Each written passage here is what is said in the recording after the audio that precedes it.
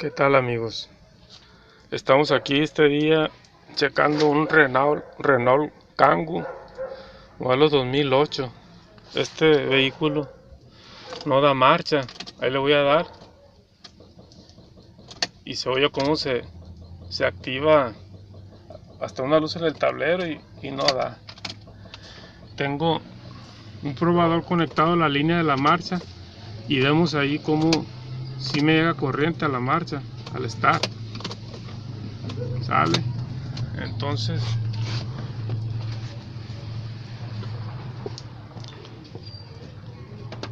nos podemos ir con la finta en esta falla. Por ejemplo, aquí con el probador, con este probador checamos tierra y corriente, y por ejemplo estoy checando la tierra al motor, que aparentemente está bien.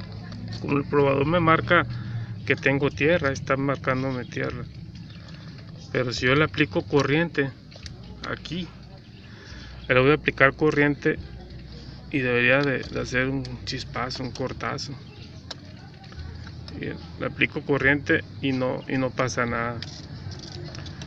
Ahí está la tierra, pero aplico corriente. Ahí apliqué corriente y no pasa nada. O sea, la falla aquí es la tierra, está haciendo falso contacto a la tierra.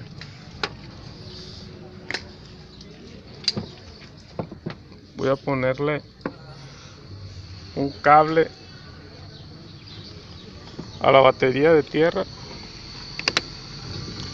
Ahí está, ahí le instalé un caimán que lo puse aquí en la transmisión. Ahí está la tierra. Y le voy a dar marcha y vamos a observar que ya se corrigió. Ahí está.